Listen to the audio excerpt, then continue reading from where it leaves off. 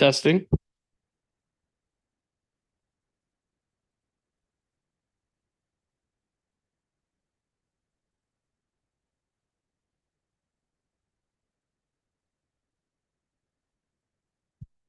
Good evening. Today is Monday, October 21st. We are at the Green Ladle and we'll call the meeting to order at 5:30 p.m. and we'll start with the Pledge of Allegiance.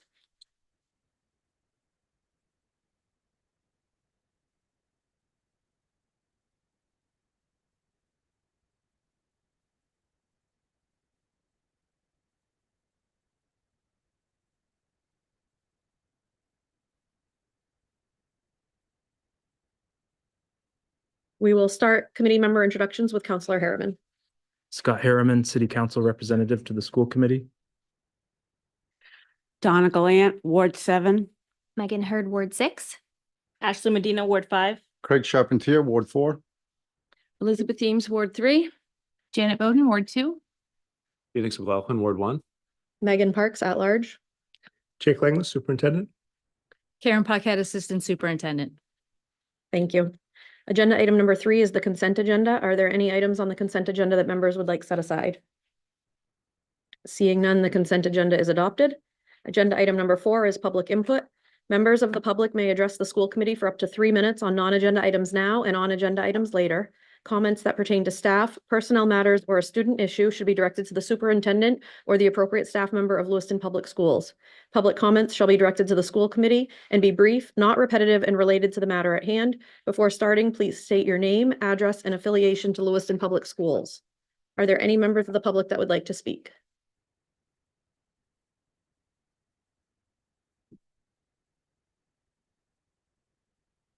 Hello. Hi, everyone. My name is Heather Swift. I live at 108 North Temple Street in Lewiston, and I am here because my daughter attends 8th grade at Lewiston Middle School. Did I hit all of the things? Thank you. I'm here today because I have reached all options. I can't go any further. I've reached the school principal, assistant principal, school principal, superintendent, assistant superintendent, Mr. Linglois, and Ms. Paquette. Through that, I have received zero resolution as to what has happened to my daughter.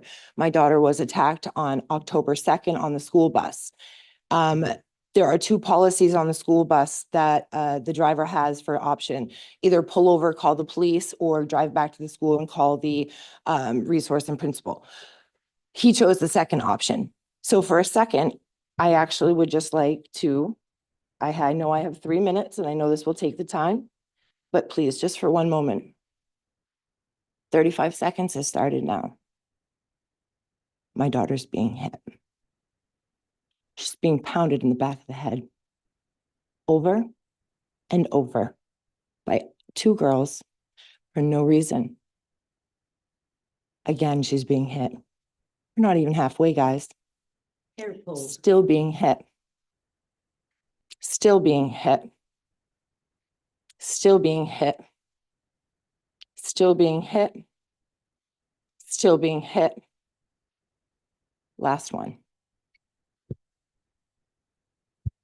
It's quite a long time, guys, right? Okay. The school board, Mr. Langlois and Mrs. Paquette, I have requested for you to remove the attackers that attacked my daughter off of the school bus. She does not feel safe going to school. I have been told over and over, this is their rights to to go to school on this bus. My daughter has rights too, and she's being failed by the school department. She's not being protected. She had a concussion. She went to the hospital, left there with a severe concussion, and sat in her bedroom from Wednesday to Sunday in complete darkness, laying there. No TV, no nightlight, no laptops, no phone, no coloring books, no nothing. Because she couldn't stand an ounce of light penetrating her eyes. But yet, she gets up and she goes to school on Monday. And the people that attacked, the girls that attacked her, got a couple days suspension. I'm not quite sure what days. It's all confidential and privacy around here. But what I do know is that something needs to change.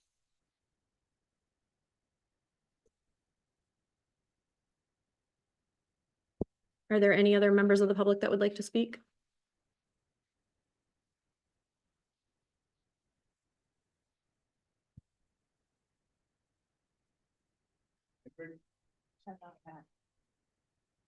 Ward 4. So I ask again for a future meeting where you guys will lay out your public vision for what Lewiston Public School System will look like 2 to 5 years out. Not only the plan that Jake has laid out to bring our kids back, but what's the cost for this plan to come to fruition for teachers, specialized gear? The savings, but the staff's going to cost too. And let's be honest, we all know there are kids who aren't going to be able to come back in because it's going to cost too much to bring them back into the system because of their specialized needs. This gets even worse when we look at CDS, because in theory, it's coming. And yes, the state of Maine says we'll pay for it. But given the number of kids who are within the Lewiston school system and the city who need services, the last time I knew numbers, we were over 500 kids, and that was 8 years ago. I'm assuming the numbers have not gone down. Do we have a plan for the number of specialized staff that we'll need? And the cost for us to handle it on our own if the state funds are not there or not enough? Because honestly, I don't believe 3 years from now, this won't become a local funding issue. And you guys all thought getting a budget passed this year was tough. Figure 3 years out, we won't see a school budget because nobody's going to want to pay the cost for this. And the state has a horrible habit of passing things off to the local governments because, well, they can handle it. Lewiston can't handle CDS being on their own. Channel 8 and Channel 13 have both been highlighting current issues the state of Maine has in paying for projects with kids, which have been approved by the state and budgeted. Not only do we have parents in this town who are waiting for the state to approve the funding to send their kids to daycare, but even scarier and worse are there daycares who are now waiting for those funds that have been approved to get to them. But I'm sure that all the daycares in this city are fine with a 60 to 120 day or more late with money, and it won't affect their budget plan. Onto the public comment rules. It's not that hard. The city council, as Councilman Harriman will agree, and no, I've read them well, has a 9-page document on the council website that states the rules they operate. 2 pages cover their public comment rules. It's not that hard for this committee to publish the same thing on the school committee page in the same sort of document. And as Scott knows, I've read those rules on public comment and attacked them on the fact they're incomplete. Thank you. Are there any other members of the public that would like to speak?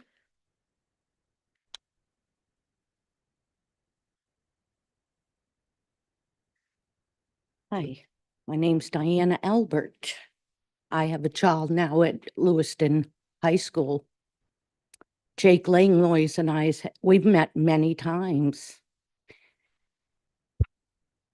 Being bullied, being slapped, being called a whore.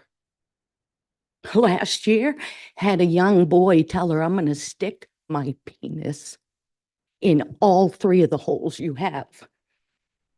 You know what that child does? Huh? Consumes spit at Lewiston High School in the lunchroom.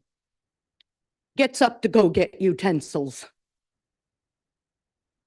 Yeah, I'm heated. This child who was happy-go-lucky because her grandma had to raise her that way because she was born so severely addicted. Gets up, goes to school every day to get what? Eat someone's spit. Young girl told her the other day, go get raped. This is what she's living with. I entrust you all these hours with the child I have worked so hard to give a fair shake. Where's her fair shake? Why are these kids going to school? getting to be, I lost a 42-year-old nephew who banged his temple. We had to shut him off life support in 2022. After me losing two brothers. But what am I doing? I'm bone. Because school, I'm fighting. Please, whoever is in my ward, I need your help. I don't know who you are. The principal met with him today. I think we got the 15th solution. I'm praying to God, Jake will sign for her to go where we're making plans for. Because if not, I will hit every news. That young child, 4 or 5 days in her bedroom, but then she gets up and goes to school, finds those hoodlums on the bus. I had to change my daughter off the bus last year. An 11-year-old girl was served. Why? Because school couldn't protect my daughter from her. 11 years old. The cop said he had never served such a thing to an 11-year-old. I said, well, don't feel bad. You need to go and serve it because I've spent my days in courts. Thank you. Thank you. Are there any other members of the public that would like to speak? Seeing none? Yes, Member Bowden? Thank you. I just want to thank the parents that came out to speak to us, and I don't know you. I don't know the situations fully, but I really appreciate you coming out to talk to us because I'm so sorry you guys are going through this. On my Facebook, you guys actually want to see it. Member Hurd? Thank you. I just wanted to ask the second woman that came up, what, do you know what ward you're in? Or what your address is? I'm sure you know what. Okay. Okay, thank you. Agenda item number 5 is to receive an update on enrollment.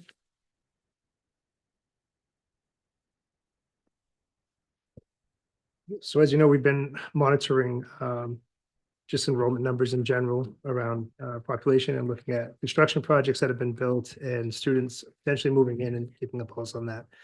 So just wanted to share some different information with you.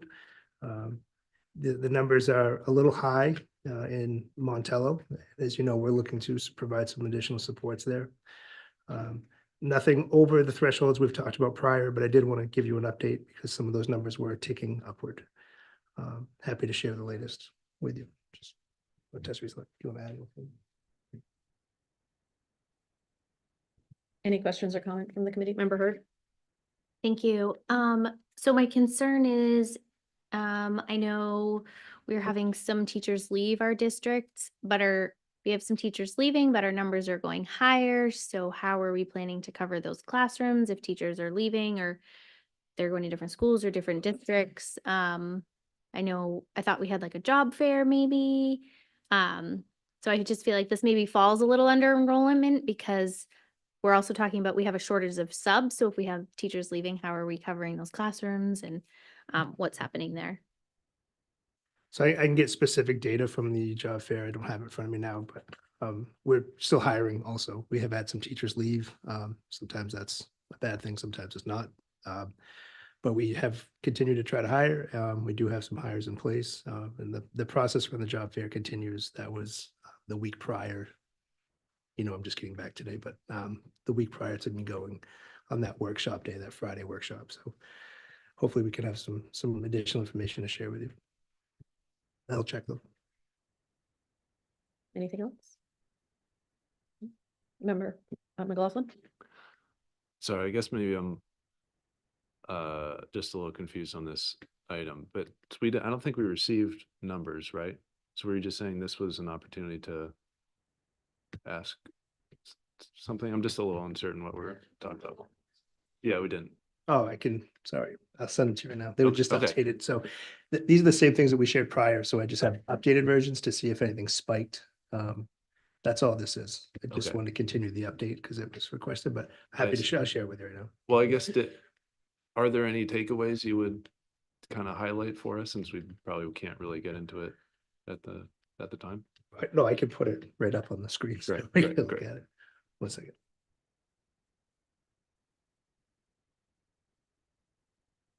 So while Jake's doing that, I can just give you some numbers and then you'll see them up there. So as of Friday, our total population was 5,773 students. 1547 at Lewiston High School and 729 at Lewiston Middle School. A total of 737 students at Connors, 400 students at Farwell, 562 at Geiger, 460 at McMahon, and 670 at Montello. Our pre-K classrooms are pretty full. We may have 1 or 2 spots available, but for the most part, they're at their max of 16. Our kindergarten and first grade numbers are between 16 and 18, which is right within that range of what we would like. Some of our grade 2 numbers are a little higher at 20 and 21 and 22. Those higher numbers are at Connors and at Montello.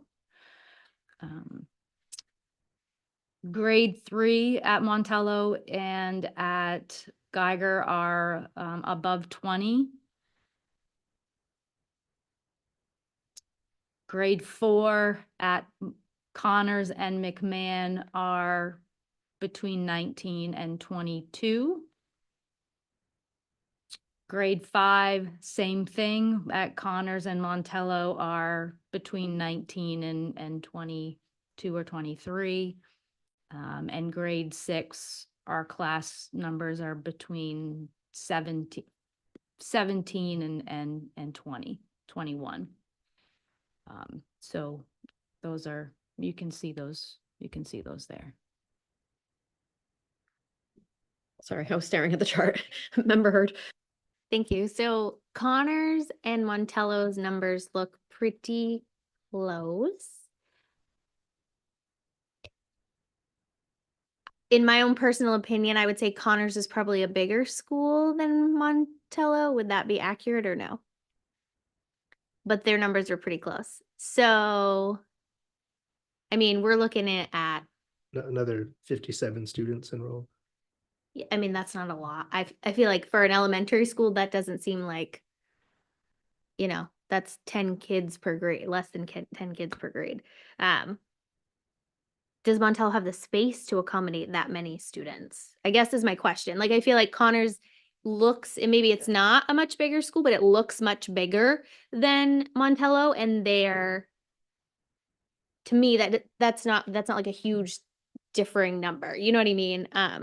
So I'm just questioning, is Montello even able to handle that large number? Physical plant wise, I mean, it's a full school. When we talk about facilities and space, I mean, Montello is full. One of the real challenges we have with this is we are still in these districts that are set up to send kids wherever they live to certain schools. We've already started to deflect some things where we can, but we're very mindful of, and Tiffany will also bring to us, influxes that she gets. But Montello is pretty full. We're definitely keeping an eye on spaces. Connor's numbers are pretty big too. And then the challenge that we get to is a school that may have less numbers, like a McMahon, to take a student from a totally different district and send them to McMahon creates a transportation logistical issue that we may not be able to get kids to and from. So there's a lot of logistics in it, but yeah, you're right. There's a whole lot of kids at both of those schools. And there's a lot of need. So. Good. Do you- Karen, what's that? Sorry. I also just want to add that if you look at the ratios, so like for grade 5, it says 95 to 5. So that's 95 students to 5 teachers. So if you look at Connors, They have 5 teachers in grade 5 and so does Montello. But in grade 4, Connors has 6 teachers and Montello has 4. So the numbers in some cases, the numbers at Connors would be higher if they had fewer teachers, which is what Mhm. actually happened last year. They had fewer teachers at some of those grade levels. So those class sizes went up, but they had the physical space to bring in more teachers, whereas Montello, as Jake said, does not. On paper, what are the student capacities for each school? Do you know? I'd have to go look that one up. I Okay. don't know if Bill has that off the top of his head, but That's I all right. don't have it off the Okay. top of my head. We do have that available. Do you think the I think 670 is within that range for Montello? it is Yes, actually, okay. and this is always a time sensitive question in that many years ago, there could have been a lot more kids in a classroom. Mhm. Also, less programming offered. So when you start to break things out with, well, then we need multilingual services and we have more special education services and higher needs in that area. The different clinical and counseling services that are provided by schools now. So all those spaces that used to be just more or less classrooms are providing multiple services all day long. So you can end up with a school that is full, that its occupancy might actually be much greater. But I say that with a great piece of caution in that I would not want anyone who's working at Montello right now to feel like we're talking about them like they have extra space for anything right now. Actually, it's one of the sites that we've talked about as potentially for modular, whether it's McMahon or Montello, where some of that substructure already exists. That could be one of the 2 spaces for the house that LRTC is working on. So I know it's a long-winded answer, but what we provide and the spaces which we need to provide it, I wouldn't say that Montello could take a lot more than 670 students of that level of need. Member Bowden? Thanks. I don't necessarily have a question, but I'm more concerned, especially after seeing our personnel agenda in this packet. It looks like we lost 2 4th grade teachers this week.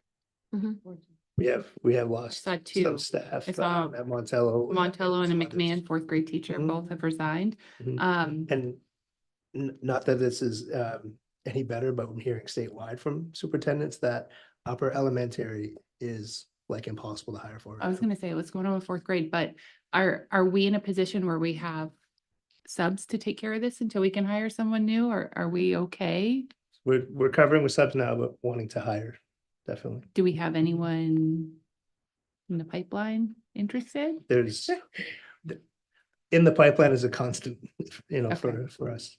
Okay. Yes. I'm just concerned after seeing that. I was like, what is going on with 4th grade? Why do we have teachers resigning from 4th grade in 2 schools right now? So, okay, thank you. Member Hurd? Thank you. So, that question actually is kind of what I was going to talk about just a little bit. So at McMahon, where we do have lower numbers, also my concern is that we're potentially condensing classrooms and losing teachers to cover other classrooms. So let's say like 3rd grade, for instance, this year, my son's in 3rd grade, there were 4 3rd grade classrooms. They didn't have quite the numbers, so they condensed and now we're down to 3. But what happens if we have more students and we don't, like, what are we gonna do if we've taken a lot of those spaces? Let's just say at McMahon, especially with climb and day treatment and those types of things, those classrooms that were classrooms are now being used for something else. And if we get students in, what are we gonna do then? Like, I think there's some staff that are moving to cover that 4th grade classroom, like someone's classroom is being absorbed into other classrooms. And so that teacher will then cover 4th grade. But then what about that classroom? Like if, especially where it's a lower grade, if CDS is coming in and we have a big uptick in students, you know what I mean? I'm just thinking, like, I know what we're kind of right now, we're doing what we can do to survive and fix this moment's problem. But what about like those? I know you like to be forward thinking. So like, where are we forward thinking here? I feel like you preach to the choir, did not tell you to say that. But the space concerns are very real. And the reason we need things like coaches and structural supports are we have a lot of new staff. We have substitutes that are benefiting from how to go about instruction in places where we do have gaps. But space is a concern here like it's not in many communities. Many communities are shrinking in their enrollment and we are growing. and we've done so consistently. Karen, you said earlier, what was the number of new apartments coming online here shortly? Do you still have that available? Yeah.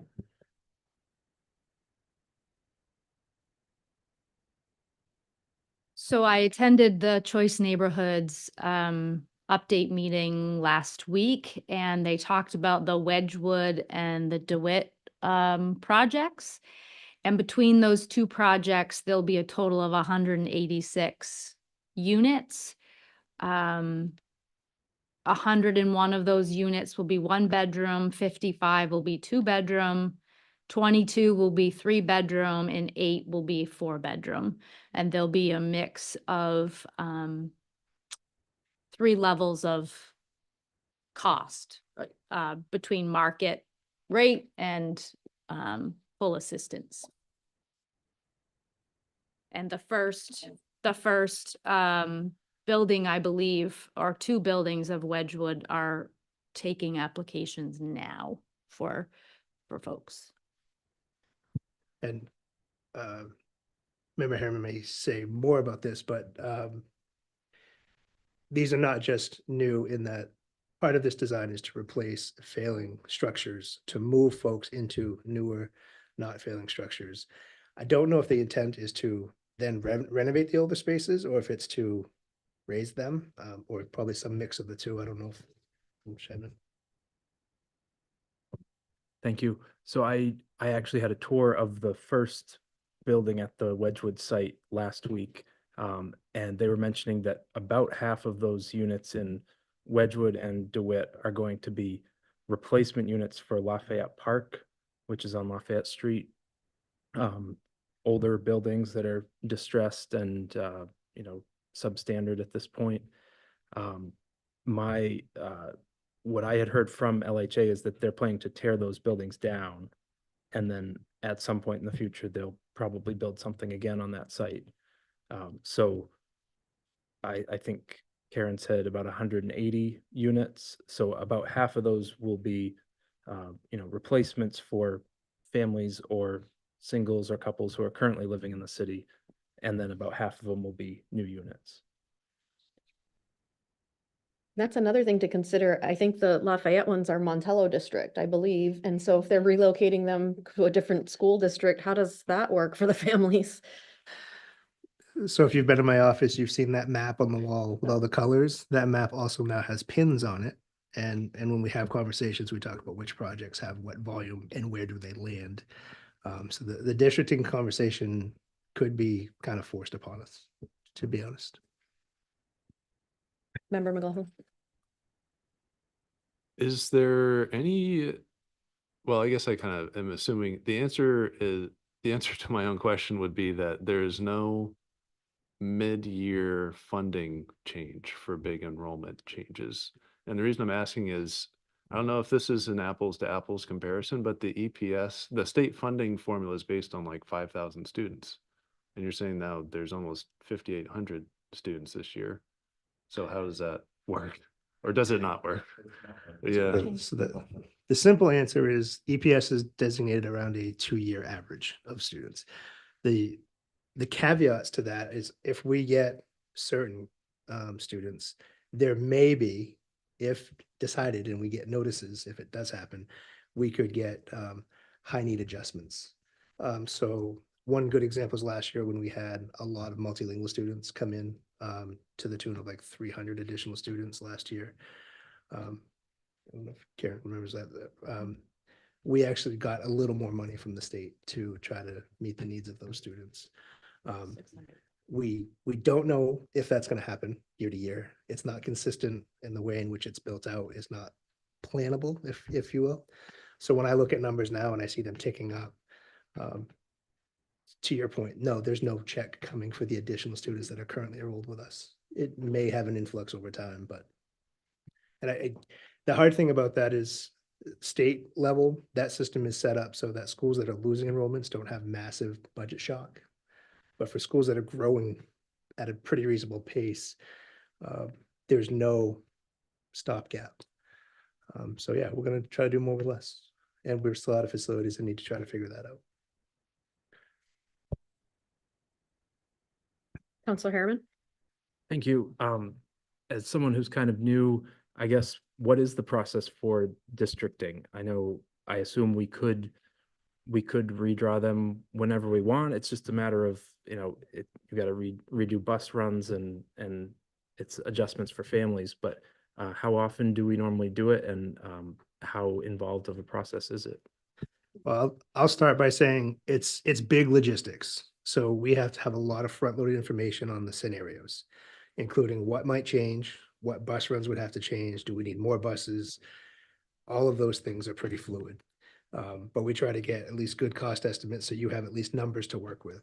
And then we have to look at other things that include if the school committee were to vote in a redistrict map.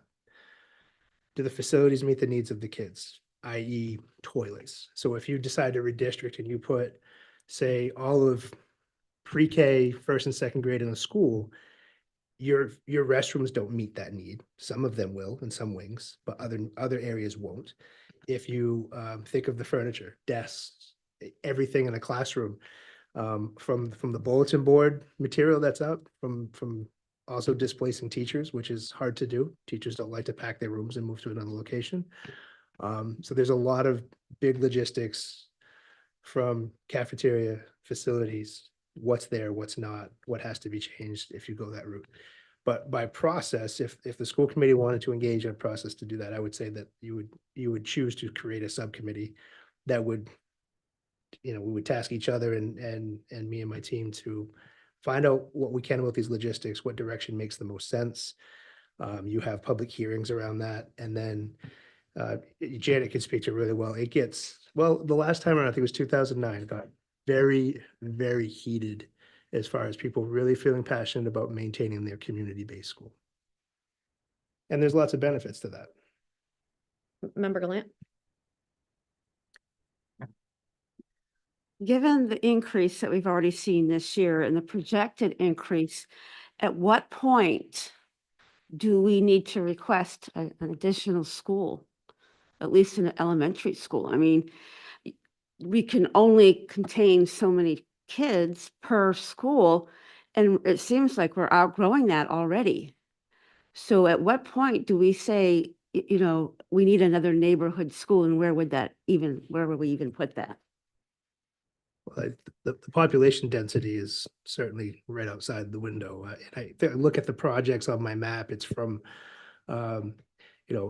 Birch across the Tree Streets down towards the Continental Mill, the DeWitt project. So it's kind of contained very heavily in the downtown and the bridge that goes over to New Auburn, that area. In addition, the buildings they're talking about taking down and maybe putting back, same, relative area. So if conversations about more space is real, it's real right now. I know this committee knows that, but I know that there's costs associated with it. Part of our conversation tonight is to talk about a couple of schools that might be eligible down the road, but that is a very forward-thinking 10-year-like window. Realistically, if something happens sooner, I'm happy to be called wrong. But there's a 4-year window to get onto that list. That 4 window has started, so we want to get on the list. And we'll talk more about that in another agenda item. But then it's a 10, 20-year window, and that's if you don't get surpassed and if there's enough funding for projects, and there's a lot of ifs.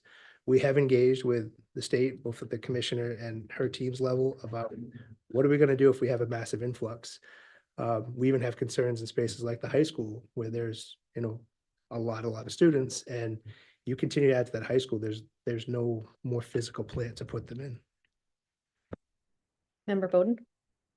Thanks. I just wanted to add a couple things real quick. I don't want to keep this agenda item going forever, but if there's serious talk about creating a committee to talk about redistricting the city, I want to put it out there that there absolutely needs to be parental involvement in that. And there needs to be stakeholders from every single school involved. It cannot just lie solely on this school committee to make that decision, because I don't think that's fair.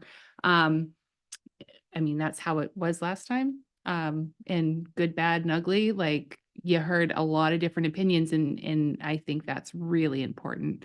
And then when we're talking about space, to Donna's point about when are we requesting a new school, I think for this district, and we've talked about this before in the Pathways Committee and numerous times we've had this conversation.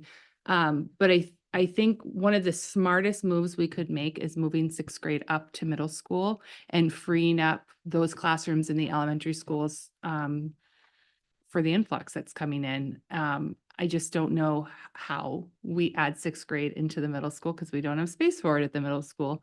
So just one of those things, I think, if, in my opinion, if we're pushing for another school, I think it needs to just, I don't know that we can expand on the middle school. I don't know if we need to be asking the state for funding to build a new middle school, but I think that's the route that this district should go because that just frees up a lot of room in our elementary schools. And it makes sense to add sixth grade into the middle school curriculum.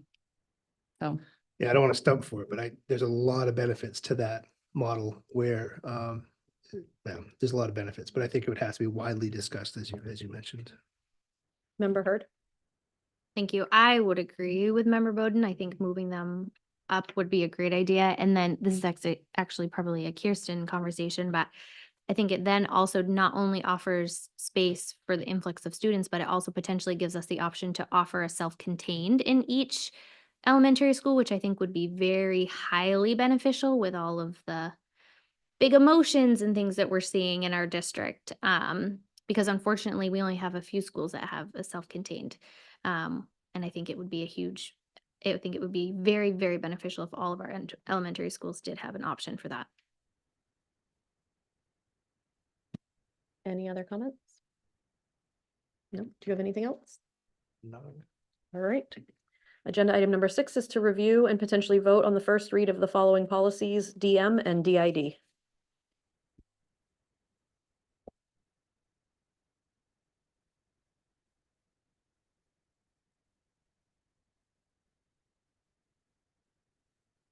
Sorry, just trying to get to where I needed to be. So DM is cash in school buildings. There has just been some added some things added to this policy, and it's around where money should be held. And if funds are left in the designated depositories, which is hopefully where they are. It talks about those funds being insured. And if they're not there, then it's a liability for us. So those two things were added, but you can see them on the draft that you received. Any questions? Is there a motion? Member Hurd? I'll make the motion to approve the first reading of the following policies A through B. Seconded by Member Bowden. All in favor? It's unanimous. Thank you. Agenda item number 7 is to review and potentially vote on the deletion of the following policies, A through B. And you can see on the agenda, both of these are forms that would stay as internal forms. They just don't need to be in the policy manual. Member Hurd? I make a motion to approve the deletion of the following policies listed A through B. Seconded by Member Bowden. All in favor? It's unanimous. Agenda item number 8 is to receive the building assessment overview from Montello.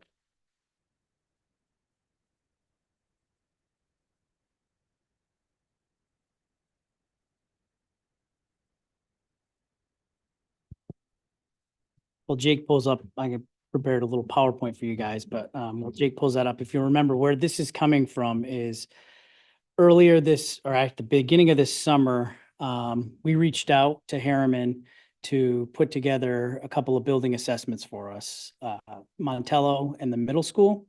And the purpose for that was we wanted to fill out the application for the school construction. So it's in that 4-year window. So the door was open. We were going to have building assessments. We worked with Harriman to get 2 of those done, and we got our application into the state. And so tonight I just want to kind of go through what the building assessment was. It was really based on the architectural and the site and everything. So it's not the most exciting things, but for me and for our facilities folks and for LCIP, it really started what we've been trying to do, and that's to have that framework and that roadmap as we look for funding, as we look for LCIP requests and as we, you know, the school revolving funds, as those come out, that we're ready to go and we have items. So it definitely achieved that. We've got a lot of data, so. Go ahead. All right, so just about Montello Elementary School, and forgive me if I say McMahon, I know it's the M's, and I've spent a lot of time at McMahon this summer, so. But Montello is just under 92,000 square feet. There's one portable, and the original design was actually a middle school, for those that didn't know. So it was actually two buildings. This is something that I did learn from the report, is it consisted of two buildings. So when you walk up to Montello, you have those glass doors.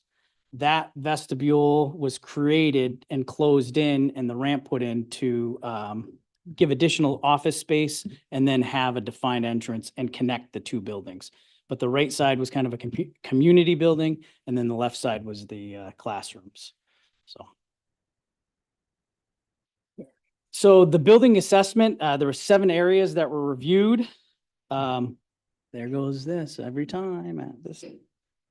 It's not a beeper. Sorry. So the 7 areas were the site, the civil. So that's kind of like just walking around the building. Architectural, thank you, Tiffany, for being here tonight. But architectural, that also solicited a lot of input from building leadership, also from Josh and facilities folks of like, how's this building design work and those type of things. Structural, which would be building envelope, roof, sides, windows, doors. Mechanical, the heating and the air conditioning or their lack of, and then the ventilation system. Plumbing, obviously the main part of that plumbing was to look at what fixtures we had in there, but then also what our sewer system looks like. Fire protection, again, this kind of fell in the electrical piece, but the fire protection had to do with the fire alarm system, but also the sprinkler system. And then finally, the electrical lights right down to the main utilities coming in and everything. Go ahead. So for the civil site assessment that they did, one of the biggest things, remember, the school was built in 1961. So ADA was not a thing back in 1961. So the original design didn't incorporate a lot of those things. So from the outside standpoint, we had some standards that would not be met on the sidewalks and some of our entrances, kind of where parking spots were placed. So we have some things to address there, but knowing that our building is handicap accessible and everything, but this is just what it is. So then the other thing they look at is like paving, and actually a little bit on that bottom point is we do have a bunch of updated paving. So if you drive through Montello, you'll see that a lot of the parking type areas have pretty decent paving in them. Where it was fair to poor, so this is how they rate the paving, was the sidewalks. And again, that's where the ADA stuff comes up. And then there's 2 basketball courts that are on the play area that were fair to poor pavement. Some other good that came away is they noted the updated playground that we have. The fencing looked in good condition, and the building where it sits on that site is very good for drainage. So we don't face any drainage issues there. It is in a nice flat spot, but it kind of comes up around the school. So that was a good thing. All right. Go ahead, Jake. So architectural. And Tiffany, feel free to jump in at any moment with this, but architectural is really where you saw the bulk of the information that we got from Harriman. And it really talked about, and when we did our application, really talked about some of the constraints with the building. So, right, it was a middle school, then it became an elementary school. So that obviously creates a lot of cutting up spaces. You see the second thing, the classroom, office, storage spaces. There was a lot of retrofitting going on. One of the interesting things is in the electrical part, they cited that there was storage items in front of panels, which is a no-no. So, but what Harriman sees with that is a lack of storage. That's what that kind of is a symptom of. So we definitely have a lack of storage. We also use what used to be the shop area for when that was in middle school. We use that for the USDA storage freezers.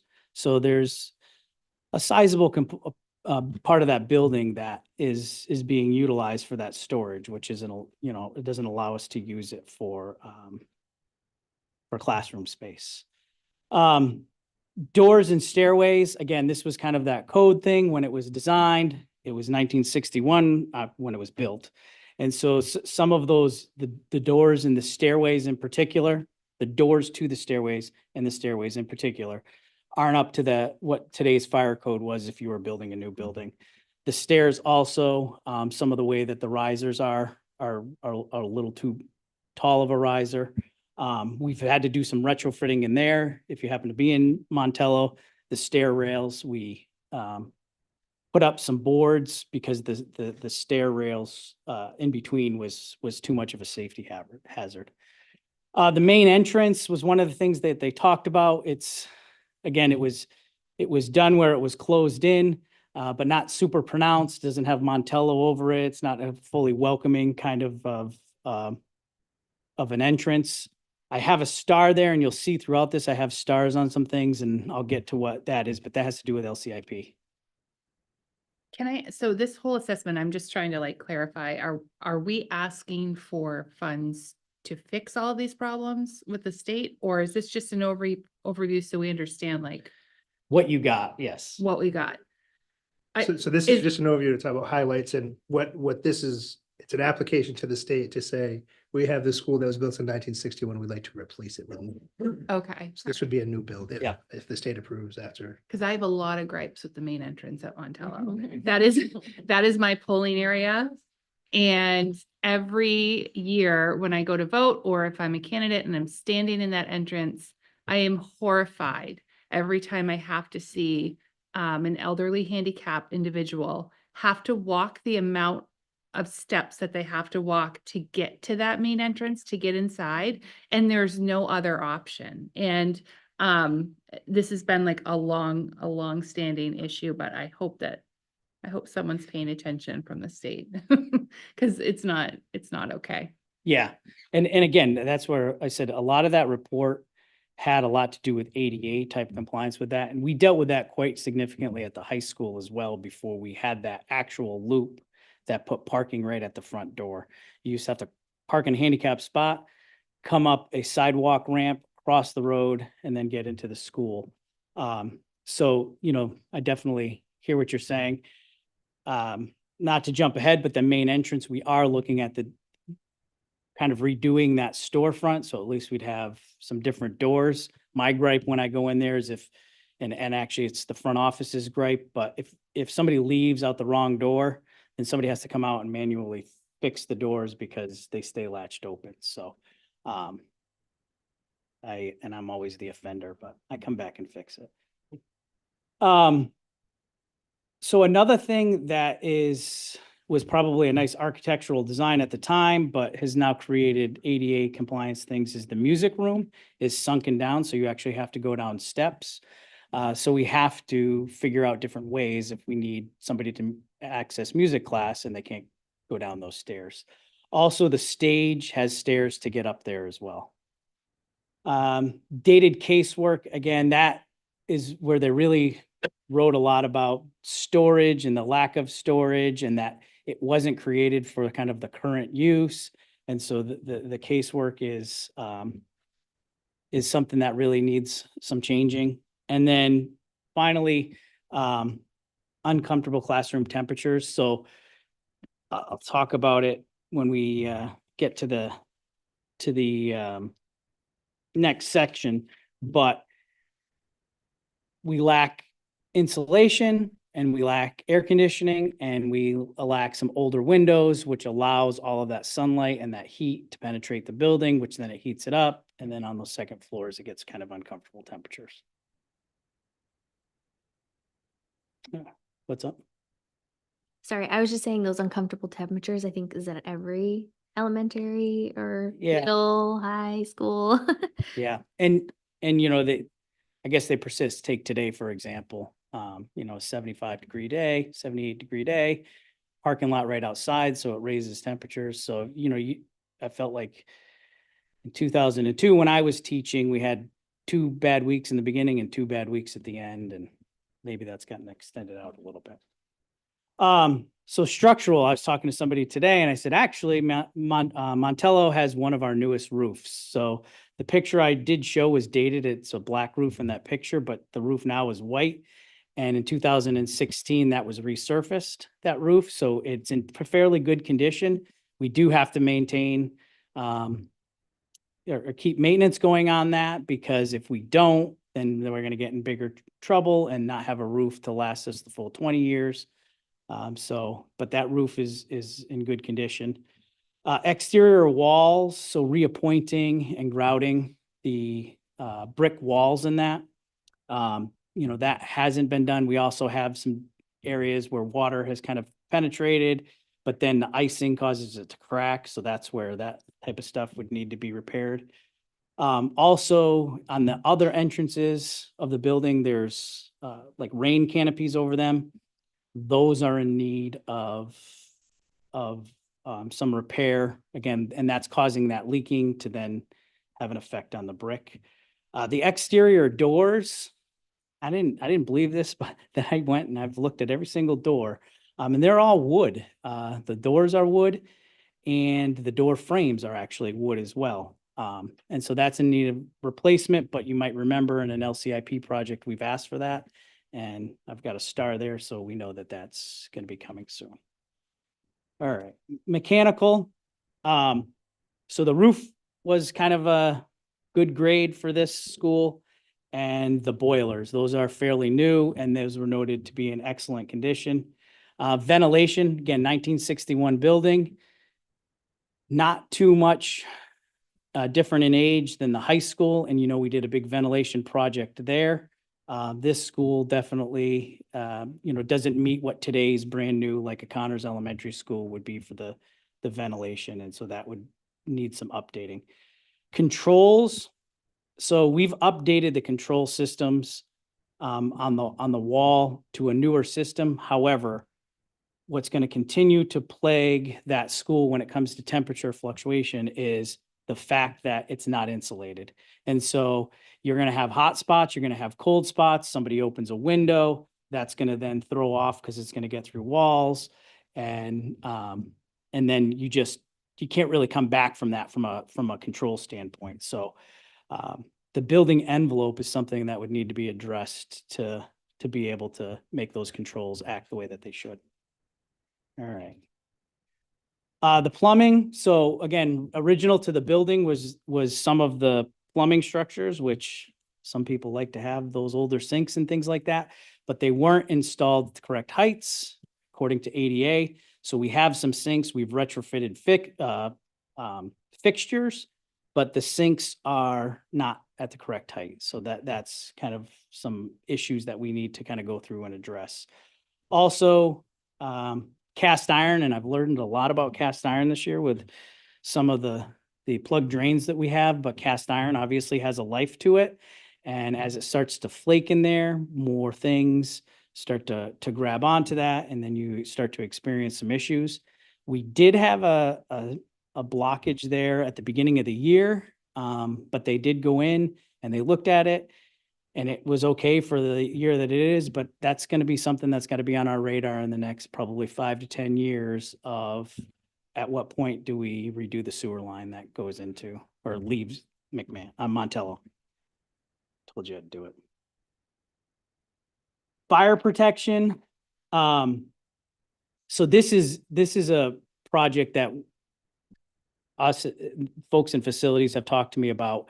And so we're hoping to start that design work on the fire alarm system, and then looking to replace that in the next couple of years through an LCIP project. It's not a cheap kind of project to do. It's in the hundreds of thousands of dollars to do that. But that's something that we're looking to do. Also, it does have the original sprinkler heads and pipes. And again, they would say that is kind of getting to the end of its life. Hopefully, knock on wood, we don't have to use it, but it's something to consider. Okay, so electrical, and we're going to talk about LCIP after this, but in all of our buildings except for the high school and Connors, interior lighting is kind of a big ticket item for us to really look at and change those controls and update those. And Montello and McMahon are probably the top two on our list for interior lighting. So we were not surprised to see that in the report. Again, that's where I talked about the panel accessibility, but they noted that in the report more to say it's obvious you have a storage issue. We did get a natural gas generator in there, so that's a good thing, and that'll help with those USDA coolers. But one of the things that they noted on there is our panel because we did have some updates done to our interior panel. But where the utility comes in from CMP, they're not sure that it would be able to handle if we were to load up that panel, essentially.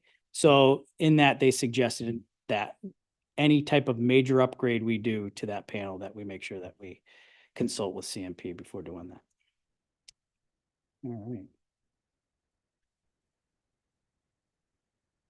So general observations, again, the biggest thing I think with this school is the usage change. That was kind of resounding through the report. There's a lot of stuff when you're in there, the way that classrooms are clustered, so it doesn't work to the good flow. So when students are being pulled out, it's not like they're going to a classroom next door. They're going all the way down the hallway. The ADA stuff that I already mentioned. Original equipment, windows, doors, the ventilation are probably the big things. A lack of storage throughout the building was cited. ADA compliance, lighting, and then the last four I tried to end on a positive note, but those are the good things about it. So. Member Gallant? So my question would be, considering the sprinkling and the fire system and the electrical and the plumbing, is this a safe school? Yeah, so that's one of the questions I asked the Harrimans, the person that did the report, and I'm like, okay, we got all of this. It's kind of like a double-edged sword here. You're trying to fill out an application to potentially get a new school, but the current school that you have, is that safe? And the answer to that would be yes. We have a certificate of occupancy to be in that school.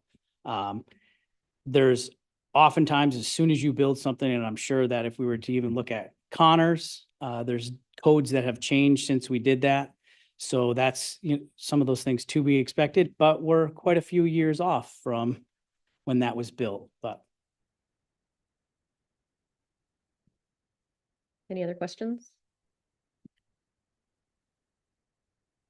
I just want to reiterate process. I don't want people to think that we are getting a new school or that we have a failing school. We have a school that's safe in operation today, but this is that forward-thinking stuff of there are windows in this cycle of school replacement, not renovation, but replacement. And being a school built in 1961, some of the things that Bill mentioned are things that our community is not, I don't think, well positioned to try to repair and renovate year after year after year after year without making significant improvements. So I could see this building 10 years out costing millions of dollars to stay open, just in repair and things that it will need, in addition to other commitments. So hopefully we can get on the list, see what happens. Thank you. Yeah. Agenda item number 9 is to receive the capital improvement funds topic for review.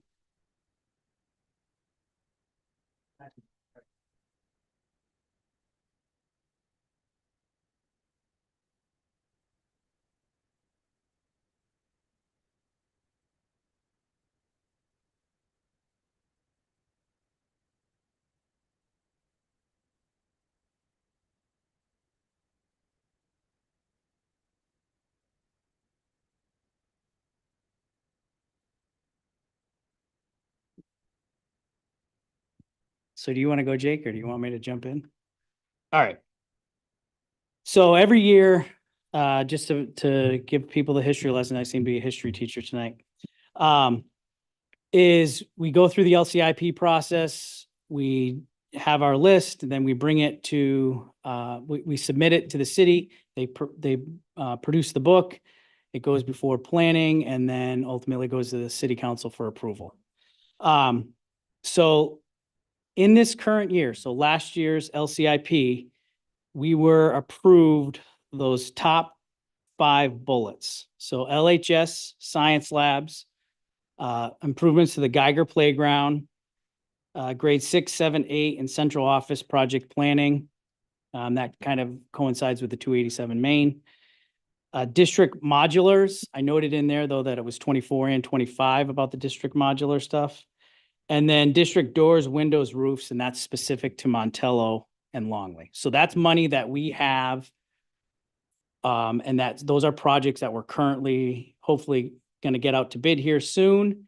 And then next summer, we would be starting on some of those. So then we asked to do a 5-year plan. And I feel like the school department, particularly since I've kind of come onto this role, it's like 5-year plan. We got to get through years 2. Maybe I'll give you 3. Because there was a lot of sorting out of things with ESSER funding and everything. We had a lot of projects going on. So the assessment plan I just shared with you actually kind of really started to feed into this. So we've started a list, and what you have here is not an exclusive list because we still will get feedback as principals and program directors and whatnot share with us. But this list is projects that we've identified that we need to be considering for LCIP. And then what we're trying to do is map out what years we would do those over the next 5 years. So really, when we submit this, I'll feel more confident that we have a 5-year plan and it's not a 2-year plan. Going into, so if we looked at last year's submission, we also submitted for years off the Lewiston High School turf, the Franklin Pasture tennis courts, LMS bathroom renovations. We had looked at renovating bathrooms.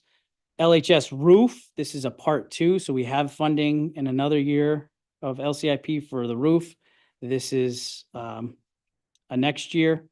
The central office project and grade 6, 7, 8, and then 287 main, any type of renovations we'd want to do there. So we can go down through all of these and I can speak to them, or how do we want to?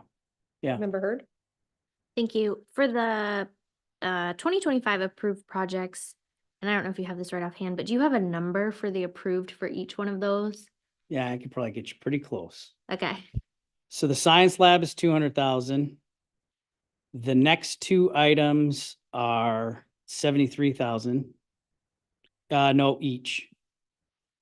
The district modulars combined for 24 and 25 is about 800,000. It may be a little south of that. And then the doors window replacement fund is about 500,000. So last year's LCIP in total was 1.4 million. And we did reduce some of those figures. I think we're 1.6. And the city council didn't scrutinize the projects. They just said, this is the number that we can work with, $1.4 million with the school, go back and make that work. So the Geiger playground and the grade 6, 7, 8 central office project planning was about 100,000 original ask. Member Bowden? Thanks. So if we were to go the route, we discussed a couple meetings ago about using the LRTC modular that's being built and putting that at one of our schools. That could save us some money, right? And can we now? Well, you know what? I'm always hesitant. Go ahead, Jake. Just, it could save us money in concept because of its size, but it's still going to need a different thing than the wheel up piece. So it'll last a lot longer. It'll be built a lot better, but it's still going to require site work, foundation, potentially. But upfront costs are still going to be high. So when you say, did you say 800,000? Yes. Yeah. So Modulars? but the district modulars request was reduced significantly because Montello is in need of one, if not more. I think Tiffany would take more. Yeah. And McMahon has, Gosh, missionaries has 5. and of those 5, 2 are pretty much there, Ready. and a third one is probably close. So I guess my question is, let's say we do spend less than Yep. $800,000 that we anticipated. Can we take those funds and put it towards the projects considered for the next 5 years? Yeah, so any of that can happen. That's that reallocation process when Yeah. we have, like when we did with cameras. Mhm. We move money that was unspent or for a project that Okay. was timed out, and then approved here, requires city council approval, and then can be spent in that way. And then my final question is, when we're considering projects for the next 5 years, and the thing at the top of the list is LHS turf, like my stomach kind of turned over when I saw that, because didn't we just install that like less than 5 years ago, 5 years ago? Like, how So- old is the turf? Yeah, so the turf and the tennis courts are collaborative in that the city is trying to get ahead of it. I think we are too. The turf is now 6, 7 years old. Gotta be, thinking. yeah. 2019 is when Connors opened and the turf was there in 2016 or 15, I think. Oh, it was. It wasn't. I thought that was. No, it would be around the same, I think. No, I. Was it? I would say Yeah, 17, it has 18, to be. the turf 17, was 18. there. But It opened before Connors, I believe, right? I believe before the school was done, the Yeah. turf was open. Okay. But to that point, so we're pushing at this point, I think the lifespan of turf is about a decade. And so trying to secure these funds for next year puts you right at that decade of revolving. And this goes in part of that conversation of No, trying to allow more access of things. But the turf gets used a lot. Yeah, for sure. I'm just like, is it like, are we? It's not due right now. Okay. This is to plan ahead so that the funds are available when that project needs to happen. And since we enacted some different rules in the community and we're closing the gates at night, like, are we finding that the turf is like in better condition now? Like, does anyone know that? Or are we still in the same boat? It's a loaded question. And that, we're also trying to program for the fields to be used more just in a supervised way. So, and I also want to make note that I think sometimes we think turf, we think the football field, but there's also a baseball multi-use field out there that counts. And the tennis courts they border on disrepair. The tennis courts needed to be done a while ago, so that's a more urgent process. But how this landed was the school and the city are going to split it in conversation, which made sense to me the way we use things. So And that's been on the list for 3 years. So, it was put off 3 years ago, and then, you know what I mean? It keeps coming to closer to the front of the line. And so now it's to the front of the line, and it's a 50-50 split with the city on what the costs would be. Not to dig into it too much, but Mhm. what is the like average lifespan of regular turf versus whatever the specialty turf is that we got? Because I remember voting to get extra funding for special turf that was supposed to last longer. It seems like 10 years isn't very long, since it was a whole big thing of this was going to extend its lifespan and all of that. Is that normal? Like, is normal turf less than 10 years? So I'm definitely not a turf expert. Okay. I don't know. And it's, I'm not trying to dodge, but I don't do a ton with the turf because there's such a relationship with the city and the kind of upkeep and everything with the turf.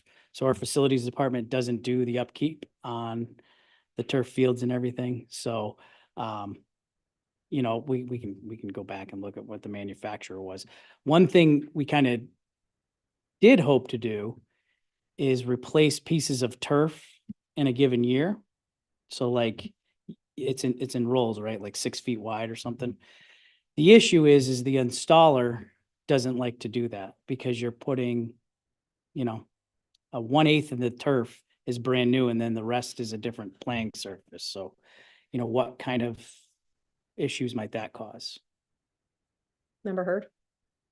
Thank you. So I'm not a big sports person. But I didn't know if there was any other options other than turf. Like, is turf it? Like, that's the end all? I mean, unfortunately, we live in an unforgiving element. We That's- have a lot that's of what I was gonna say. snow and frost and rain and sun, you know, whatever. And we're also exposing our students to potentially harmful chemicals with them being on the turf. So I'm just wondering if there is another option that's ever been looked, and again, I don't know, but is that the end all? I've not heard of a different solution other than the turf. And I think what you said about the elements is a key piece. And I think the extra money spent last time was to avoid carcinogens in a certain kind of pellet, which was what made the field better, and the way in which it seeps into the blades of grass that are a little longer than some other playing surfaces that are more like carpet. I'm also wondering, does it get covered in the winter or does it just stay? Just stays. So is there a cover? Is there something that you can potentially cover with it to help extend the lifetime of the turf? Not to my knowledge. Yeah, I don't. Although I'd love to have an indoor facilities at some point in time. I think Lewiston is in desperate need of one, but certainly that's not in the cards to ask for right now. Not through these methods. And indoor facilities still have turf that gets damaged. Right.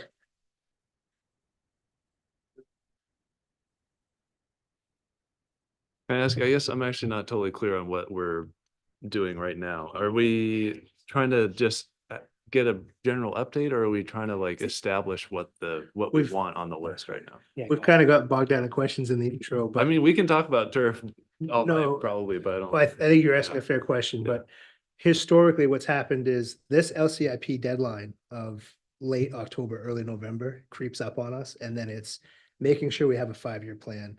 And so over the last couple of years, we've talked about getting some of these assessments done, making sure we're on the same page as the city for the projects, looking at other projects that have been done, and getting to that place where we have a 5-year plan, which is the piece at the lower part. So if people are okay, I'll jump to that. We can answer any other questions you may have after. But to Bill's point, we can go through all of these one by one, but I guess to understand what the chart reads like, it goes by location, obviously, in that first column. And then what is the project? But if you look further to the right in columns 3, 4, 5, 6, and 7, it goes by fiscal year. So anything fiscal year 26 would be an ask to be able to spend or at least start that project next year, July 1. 27, obviously 2 years out, 28, 10 years out, 29, 4 years out, 30, 5 years out.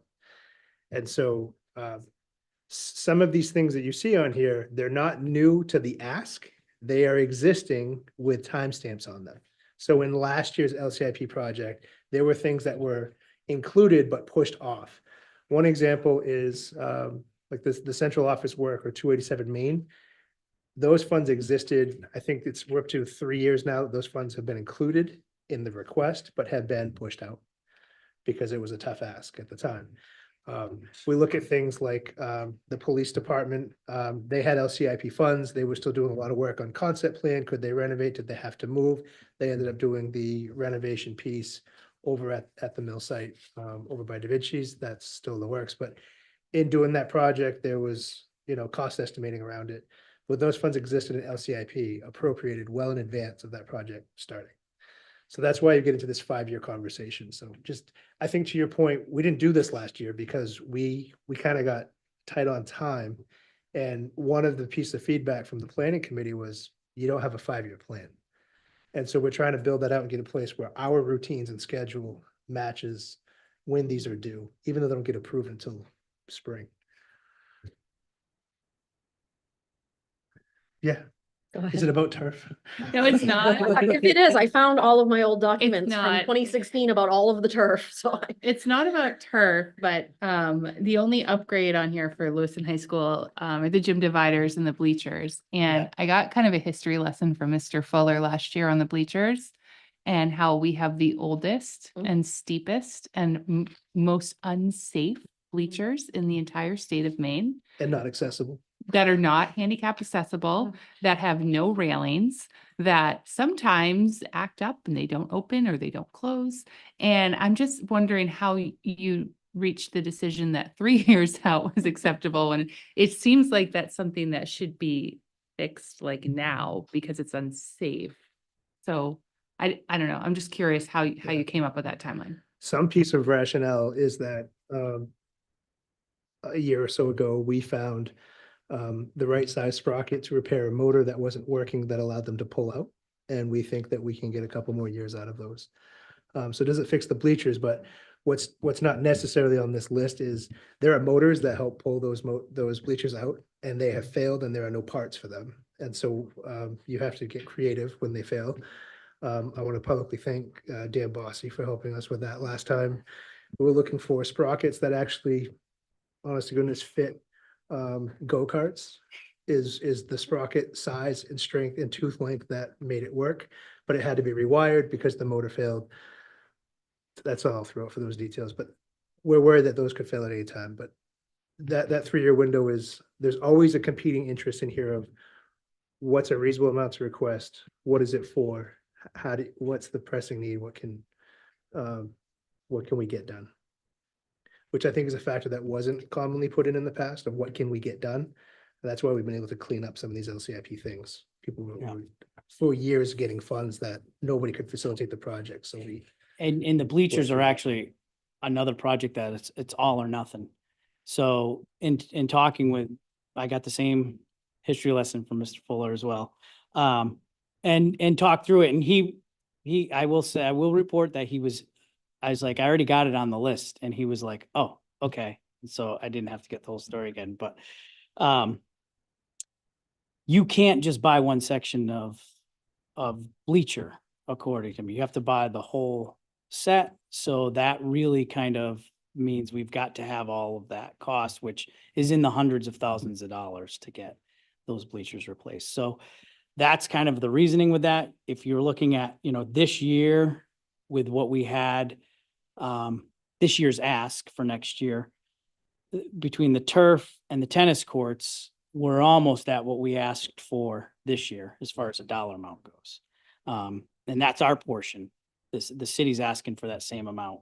So it then becomes kind of those competing interests and how we can fit, those things in. If it was going to be, my list, I would be like, I want interior lighting in all of the buildings. And then, maybe we can look at some other things, but that's just something that I hear often and I see often.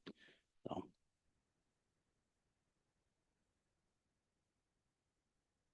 So just some items I think of note you're seeing, I think for the next year's component, we have some windows, lighting controls, paving, which is just a constant, but it's a costly thing. And we try to split what we can with the city on that. School zone flashing lights, they're failing actually and need to be upgraded. So those flashing light signs around schools, those are our responsibility. And I put 287 Main Street renovation on here. I would anticipate could get pushed, and if hopefully we can find funding and not need to continue to ask for that locally. But these are those layers of, like with the bleachers, I think you asked a great question, Janet, and that if that's not on someone's table now, that'll feel shocking when someone asks for $400,000 or $500,000 in 3 years or 2 years.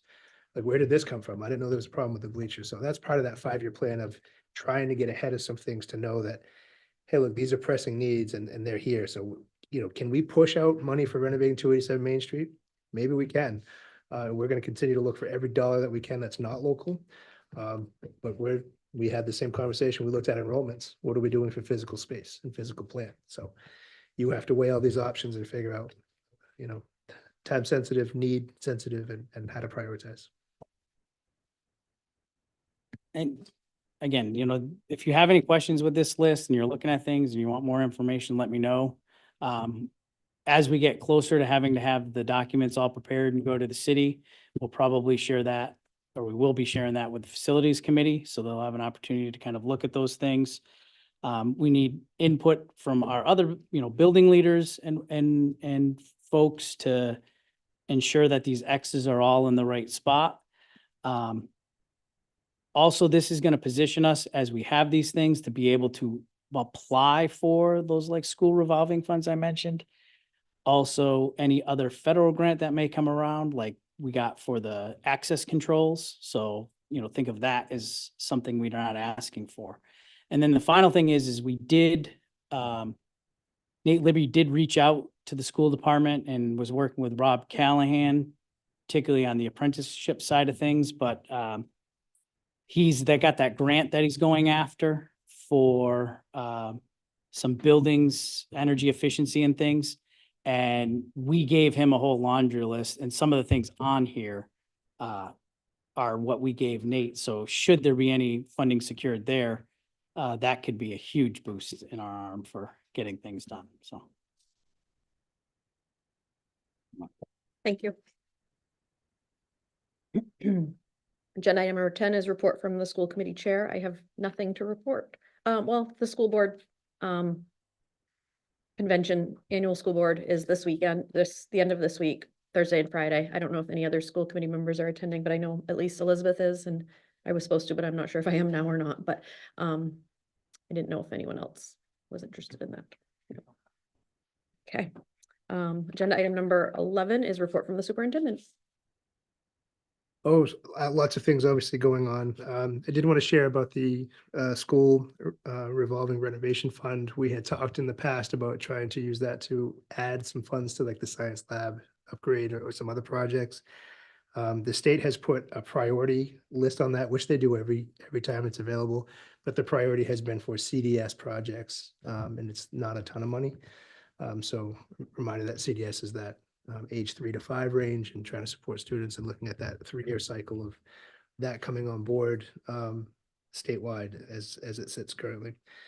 I was excited to sign this morning and send off.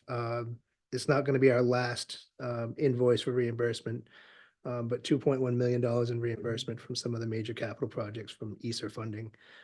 That is a huge lift. So a shout out to our business department and Peg and Jenny and Karen and her team. Obviously Friday is the 25th, which is going to be a pretty humbling, somber day for all. But we're also trying to make sure we're doing some things in schools to recognize, taking a moment of silence. We're looking at potentially doing some drone photos with kids making the letters. Don't promise that to anyone yet. We're still trying to coordinate enough drones. And gather materials to have kids have the opportunity to make cards that could be a thank you to someone, or something Lewiston strong, or a note to themselves, something to that effect. So not trying to overdo it, but I think it's impossible to not do some things. So I think there'll be a strong media presence in the area all of Friday, at least from the messages I've gotten. And it looks like we'll have some, I think Channel 8 may broadcast their 6 o'clock news from behind the high school on Friday night. So that's it for me for now. Thank you. Agenda item number 12 is report from our city council rep. So the city council met last Tuesday. Some things that might be interesting here. We had a couple of workshops, one on a sort of a high level update of the master plan for Simard Payne Park, some of the improvements that we're looking to make down there. We also got an update from Director Welch from the rec department about what we have available for youth programming, and just making sure that everyone's aware of all the different options that we have. We also passed, on final passage, we passed the curfew amendment for minors, and we passed the first reading of the homeless shelter license requirements. And that's all I've got for now. Thank you. Agenda item number 13 is reports from any subcommittees. Member Eames? As the, I don't know what I'm called, the legislative liaison, I guess. I'm the delegate to the School Board Association. We had our delegate assembly this weekend. It went from 9 to 1, and we just wordsmithed various policies that the main school boards association will be using as road, what would we say? Anyway, that's what I did. So just letting you know, and I will be going to the convention. Member Bowden? Thanks. We actually have a negotiation opening it up tomorrow. So there'll be some updates coming forward with that. That's all I have. Member Gallant? Member Eames and myself were able to sit in on some coaching exercises that they did this past Wednesday, which was very, very good. I would, I don't know if other members would like to do that. I think it would be very beneficial. There's actually, I don't know how often they meet as a group. And we also got to sit in on some of the reading recovery instruction that was going on that day as well. So that went really well. And I think, as we sit here, especially some of us who are very new, we get a good education when we actually go in and get to observe. I think there's a lot of misinformation. I think there's a lot of misconstrued information about coaches and reading recovery and things like that. Unless you go and you are able to sit in on them and see what it is that they're doing, I think we miss a lot. So that's my recommendation. Thank you, Member Hurd. Thank you. So facilities met. It was just myself and Bill and Josh. And I was actually a little bit late because we are looking at looking to McMahon to get a new playground, which is why you don't see that on the LCIP list. So we talked a little bit about that, and how we're gonna tackle that project, hopefully for April break. And, the school is looking to potentially do kind of like what Montello did about creating kind of like a playground committee and getting some input from staff and students about what they want. And then the PTO is hopefully going to, I guess, take control over it a little bit and hopefully get some like in-kind contributions and donations and stuff. Hopefully, because we have 2 playgrounds over there that we need to kind of replace, as they have completely outlived their life. They're almost like 25 years old at this point, so they're definitely in need of some repair. And that's all I think we talked about, right? I don't think we talked about anything else, just playground. So I'm excited to see how that's going to happen. Hopefully, like I said, over April break, we have some meetings with some different playground companies, but in talking to teachers and staff and parents, they're looking to hopefully go a little bit more nature-based playground over there instead of those kind of big commercial structures. So we're looking at something around LL Bean. There's one in Topsom, and kind of looking at more of like a Montessori approach over there. So we'll see kind of what we can come up with. Any other committees meet? Nope. All right, agenda item number 14 is community announcements. Member Eames? Maybe too early, but on October 31st, on Halloween, Bates is again holding a trick or treat event. They did it right after the shooting last year, and it went very well. And so they are doing it again, and perhaps it will end up as a tradition. But in costume with a parent, you can go to the walkway between Central and College and have an adventure and the Bates students love it. They're all dressed up in their various themes, and the kids last year at least really enjoyed it. Member Bowden? Just speaking of Halloween, does anyone know the Geiger? He doesn't release it till the day of. Oh, he doesn't? Yeah. Oh, okay. Because I thought that would be a good announcement if we knew it, but I didn't know it. Okay, thank you. That's all. There's, just to add to the theme, on the 27th from 4 to 7 at the Alfred Floyd Parkway parking lot, there's a trunk or treat that's put on by PAL and some other community partners, Fort and Pinnet Group, etc. 4 to 7 on the 27th. Agenda item number 15 is future agenda items. Member Hurd? Thank you. So I was wondering if we could get an update about the stuff that's going on at the Student Resource Center. There's some like big changes and things happening over there. And I know we have a new director. I don't know if that's technically her title or what's happening over there, but and then also Truancy, who's the same our same director. And I did get permission from her to ask you to put that on a future agenda item.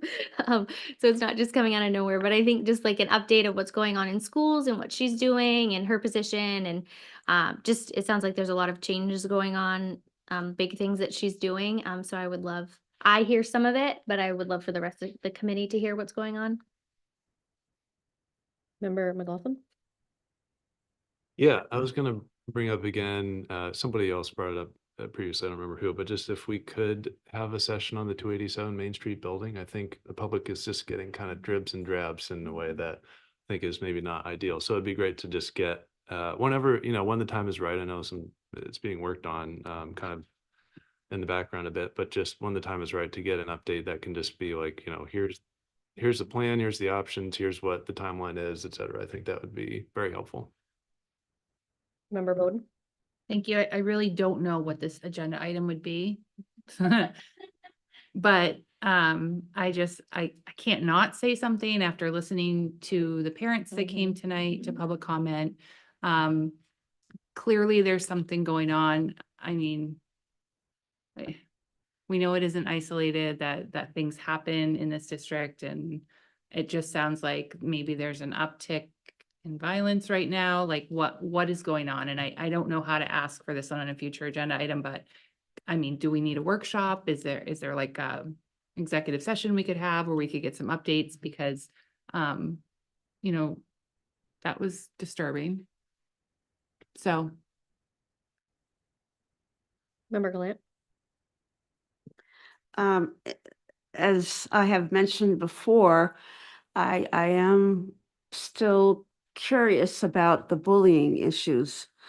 Obviously, as Member Bowden has stated, I was very, very disturbed about what was reported. And I understand that the SEL has some components of that, but, it looks like maybe we could use something else. Member Hurd? Thank you. So kind of to piggyback a little bit off of what Member Bowden said, I had actually called her because I had heard some stuff about games and late night activities and stuff that's happening there, and how those may be getting changed to right after school to avoid the late time of sporting events and games and stuff like that in the community because of what's happening at the games, whether it be football or soccer or whatever. So, and I don't know if you're hearing any of that, but I'm just saying, like, there's definitely some talk within the city about like behaviors and things that are happening and things that are going down. And so, and I know this is again recurring and it's hard to put it as an agenda item, but like, I feel like safety is, and I know we talk about safety a lot. But I didn't know, again, just to kind of add to what Member Bowden said, I'm hearing just a lot about safety and things that are happening after school and also in school. Happy to do something around those, but if you have specific examples, I'd like to be able to chase them. So we'll make sure that we're following up on specific ones. I would also say that some of the things that were shared earlier are more complicated than maybe one side of the story. I think we all received an email regarding middle school sports and something, but it wasn't super specific. Is it possible at some point to just get the middle school athletic director to come and give us a presentation sort of on the athletics at the middle school altogether and what that looks like?